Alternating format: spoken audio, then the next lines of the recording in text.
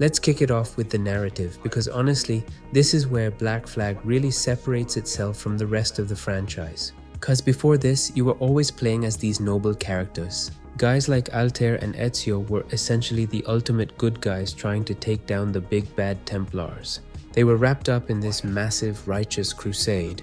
But then Black Flag comes along and gives us Edward Kenway. Edward is not a hero, at least not at first. He's just a cocky, highly motivated, and an incredibly roguish privateer. He doesn't care about the Assassin Brotherhood or the ancient war for free will. He just wants gold, infamy, and a better life, and doesn't care who he has to rob to get it. I gotta say, Edward's character arc is nothing short of cinema. Watching him start off as this greedy wannabe pirate and slowly transform into the legend we know is just incredible. The story kind of forces him into an internal conflict. He's torn between his selfish desire to rob slave plantations for endless wealth, his genuine loyalty to his friends who are trying to build a utopian pirate republic, and his eventual reluctant loyalty to the assassins who actually save his life early on in the campaign. The writing here is fantastic because Edward's growth is paved with progressive, heartbreaking losses. He watches his friends fall, he watches the pirate republic crumble, and he slowly realizes that the freedom he was chasing has a massive cost. By the time he finally puts on the assassin robes for real, it feels completely earned. It's easily one of the best, most mature character developments in the entire series, at least for me.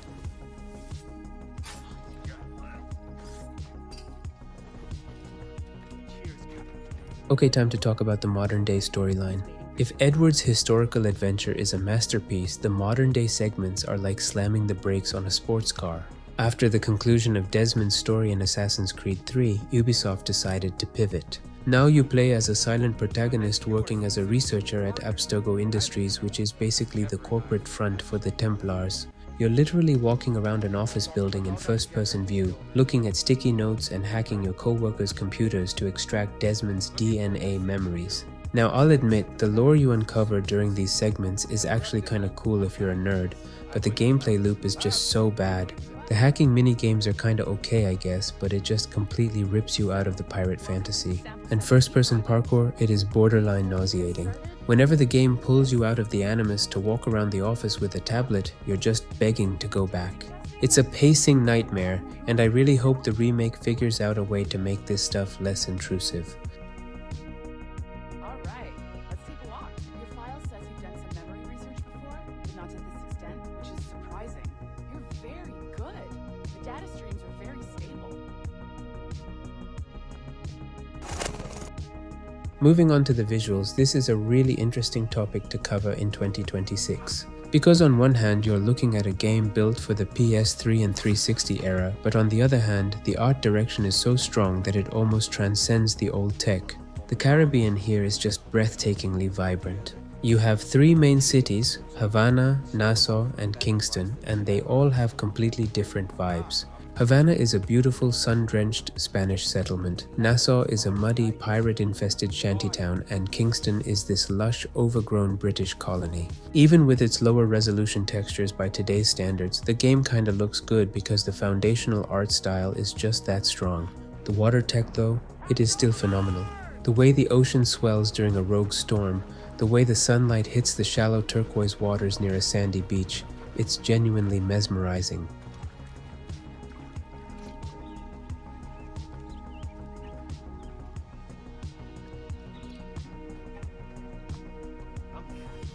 When I booted this up on my PC, I cranked everything to the absolute maximum just to see what the old Anvil engine could do.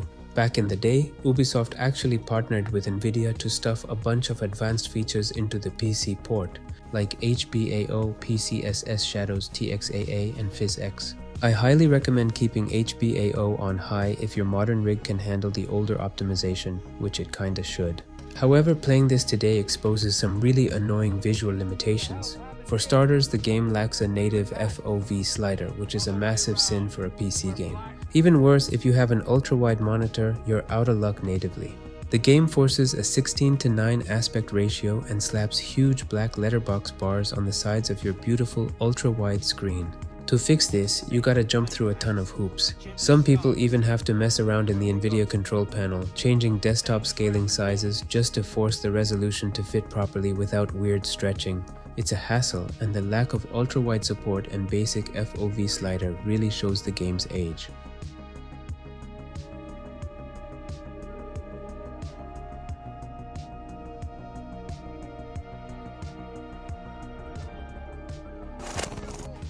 Okay, let's talk about the audio because man, they absolutely nailed the soundscape in this game.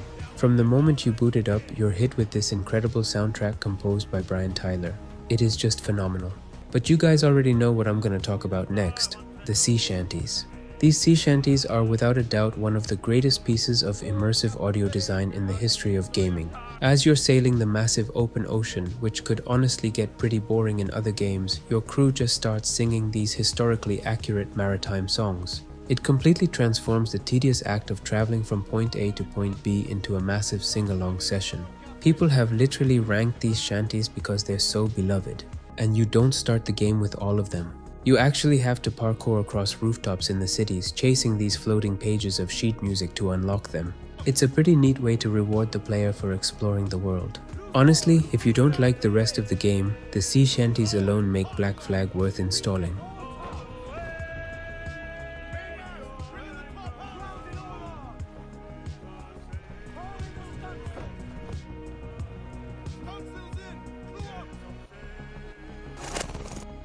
Alright, let's get into the meat and potatoes, the gameplay.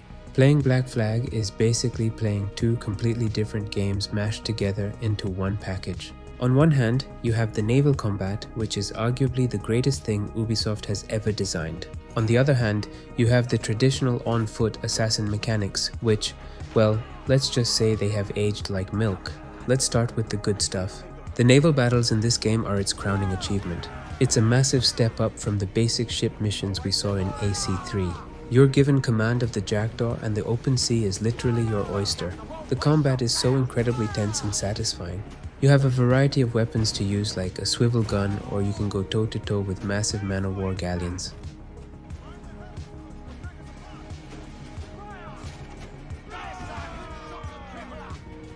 But then, you have to step off the boat. And this is where the game really frustrates me. The three main pillars of traditional Assassin's Creed, stealth, parkour, and melee combat feel incredibly weak and flawed in this game.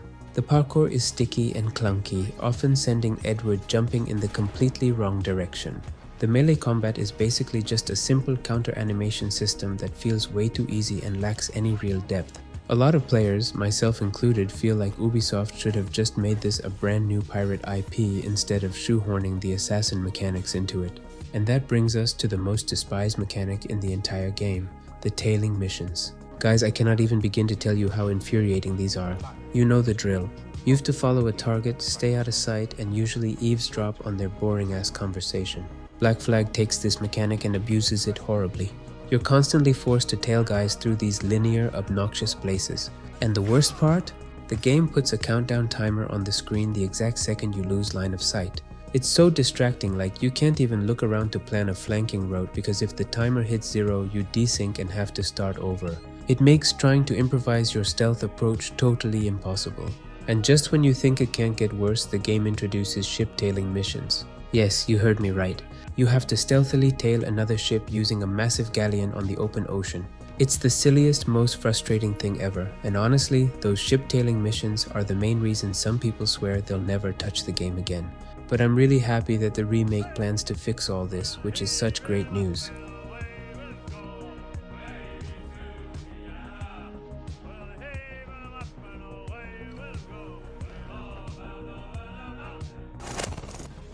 So, how long does it take to beat this massive pirate epic?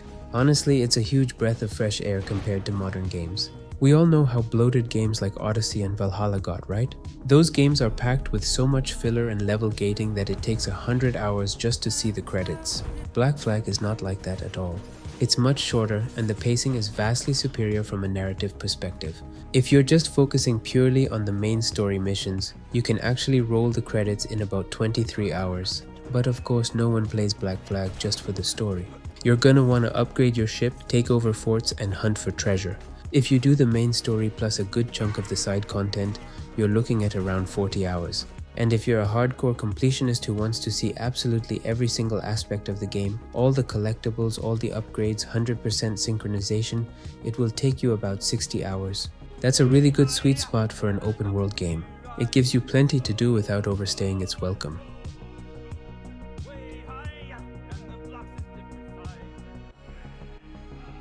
As for the difficulty, the base game is pretty easy. The combat is a breeze once you master the counter button, and early ship battles are very forgiving. But if you want a real challenge, the game has you covered with the legendary ships. These are 4 massive, uniquely designed boss ships hidden in the corners of the map, and you need a fully upgraded jackdaw to even stand a chance against them. Defeating all 4 of these is the ultimate test of your naval combat skills, and it's easily the most rewarding part of the endgame.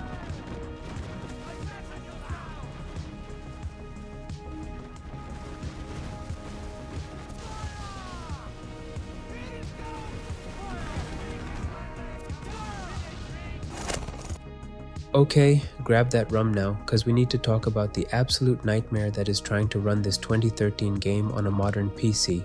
You would think that since the minimum requirements back then were a Core 2 quad and a GTX 260, any modern rig would absolutely crush this game. Well, you would be wrong, so very wrong. When I booted the game up on my system, it ran like absolute garbage. Why? Because the old Anvil engine has no idea how to handle modern high-core multi-threaded CPUs. Back then, the game was built to run optimally on dual-core or quad-core systems, where it would spread the load evenly across the available threads. But when you throw like 24 threads at it, the engine panics, dumps everything onto a single core, and completely chokes. To fix this, you have to do some serious under-the-hood tweaking. I had to download a program called Process Lasso just to manually force the game to ignore my CPU's efficiency cores and only run on a limited number of physical cores. Oh, and remember that NVIDIA PhysX setting I mentioned earlier? Yeah, turn that off immediately.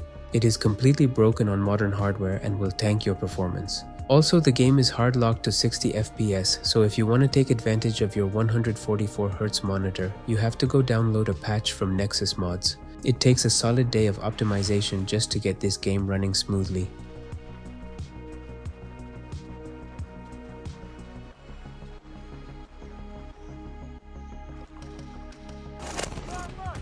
How does the original Black Flag hold up today?